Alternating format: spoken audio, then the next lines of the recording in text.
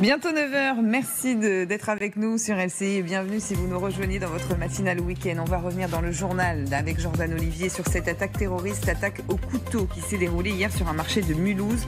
Le bilan pour le moment est d'un mort et au moins 3 blessés. Le suspect a été arrêté, c'est un citoyen algérien de 37 ans sous OQTF, cette obligation de quitter le territoire.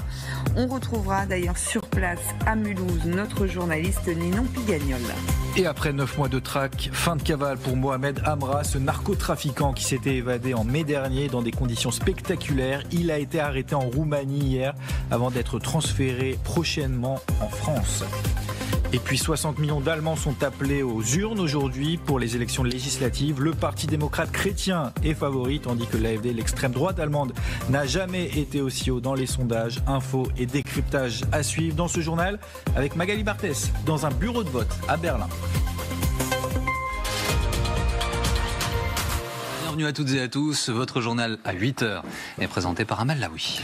À la une, le 3e anniversaire de l'invasion russe en Ukraine, journée spéciale à suivre sur LCI. C'est dans ce contexte qu'Emmanuel Macron est arrivé à Washington pour rencontrer Donald Trump.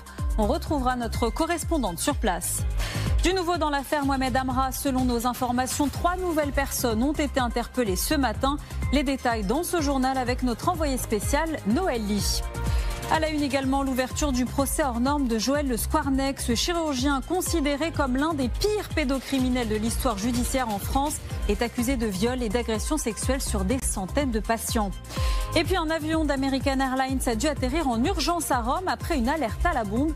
Que s'est-il passé? Explication à suivre. Excellent début de journée, nous sommes mardi. Voici maintenant votre journal de 8h, il est présenté par Amal Laoui. Dans l'actualité, Emmanuel Macron pense qu'une trêve est possible en Ukraine dans les prochaines semaines. Des déclarations après sa rencontre à Washington avec Donald Trump. Que faut-il retenir de cette visite? Décryptage dans ce journal. L'enquête sur l'affaire Mohamed Amra s'accélère. 22 personnes sont toujours en garde à vue. Les investigations ont permis de mettre en lumière une vaste organisation criminelle. Pour lutter contre le trafic de drogue à Marseille, l'ouverture des épiceries de nuit va être interdite. Reportage à suivre.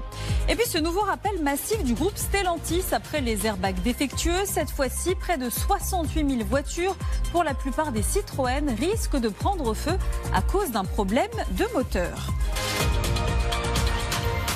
Merci d'être avec nous sur LCI. Le journal à 8h est présenté par Amal Laoui. C'est l'information de la nuit. Mohamed Amra a été mis en examen et incarcéré au centre pénitentiaire de Condé-sur-Sarthe. Un retour en France sous très haute sécurité. Les toutes dernières informations avec notre équipe sur place. Kiev a finalement accepté l'accord sur ses minerais avec les États-Unis qui donnent l'accès à ses ressources. Quels sont les termes de cet accord? On retrouvera notre correspondant en Ukraine. En Israël, le convoi funèbre de la famille Bibas est en route. Chéri Bibas et ses 2 petits garçons, Ariel et Kfir, symbole de l'horreur du 7 octobre, seront enterrés aujourd'hui. La population est invitée à leur rendre un dernier hommage. On rejoindra Bethsabée Salem en Israël. Et puis les clients de Transavia vont devoir remettre la main au portefeuille. La compagnie aérienne leur demande de payer un supplément sur leur place déjà achetée à cause de l'augmentation de la taxe sur les billets d'avion. Merci d'être avec nous sur LCI. Le journal à 8h est présenté par Amal Laoui. C'est l'information de la nuit. Mohamed Amra a été mis en examen et incarcéré au centre pénitentiaire de Condé-sur-Sarthe. Un retour en France sous très haute sécurité. Les toutes dernières informations avec notre équipe sur place. Kiev a finalement accepté l'accord sur ses minerais avec les États-Unis qui donnent l'accès à ses ressources. Quels sont les termes de cet accord? On retrouvera notre correspondant en Ukraine. En Israël, le convoi funèbre de la famille Bibas est en route. Chéri Bibas et ses 2 petits garçons, Ariel et Kfir, symbole de l'horreur du 7 octobre, seront enterrés aujourd'hui. La population est invitée à leur rendre un dernier hommage. On rejoindra Bethsabée Salem en Israël. Et puis les clients de Transavia vont devoir remettre la main au portefeuille. La compagnie aérienne leur demande de payer un supplément sur leur place déjà achetée à cause de l'augmentation de la taxe sur les billets d'avion. Bienvenue à toutes et à tous.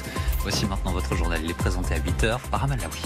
Dans l'actualité, pour faire face à l'arrivée du cyclone Garance, l'alerte violette a été déclenchée sur l'île de la Réunion. Il s'agit du plus haut niveau d'alerte. La population a été confinée. On retrouvera notre correspondante sur place. Après une première réunion tendue entre partenaires sociaux sur la réforme des retraites, François Bayrou n'exclut pas de recourir au référendum en cas de blocage. C'est aujourd'hui que Volodymyr Zelensky doit rencontrer Donald Trump à Washington. L'accord sur les minerais ukrainiens devrait être signé. Volodymyr Zelensky qui tentera aussi d'obtenir des garanties de sécurité pour son pays. Et puis dans les conclusions d'une enquête interne, l'armée israélienne reconnaît son échec complet face à l'attaque du Hamas le 7 octobre. Explication dans ce journal. Il est bientôt 9h sur LCI. Bienvenue si vous nous rejoignez dans cette matinale week-end. On est bien évidemment en direct. On est aussi en HD maintenant sur la TNT. Mathieu Carman, c'est la nouveauté de ce matin. Nous sommes nets. Eh ben, apparemment, on vérifiera ça. En tout cas, l'actuel est net. C'est sans doute un séisme que va entraîner cet échange surréaliste à la Maison-Blanche hier entre Donald Trump et Volodymyr Zelensky. Les temps ont changé à la Maison-Blanche, Mathieu. Et l'onde de choc est mondiale après ce clash. Le secrétaire d'État américain demande à Volodymyr Zelensky de s'excuser. Moscou jubile. Les Européens font bloc derrière le président ukrainien. Toutes les réactions à suivre avec Guillaume Auda. Et puis Marine Le Pen est arrivée au Salon de l'Agriculture il y a quelques instants. Visite en terrain conquis pour la chef de file du RN à l'Assemblée. Elle rencontre en ce moment même le monde agricole. Nous retrouverons en direct Léonard Attal dans un instant. Merci d'avoir regardé cette vidéo ou d'avoir écouté ce podcast. Abonne-toi pour plus de contenu.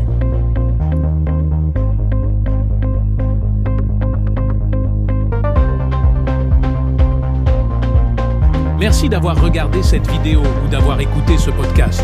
Abonne-toi pour plus de contenu.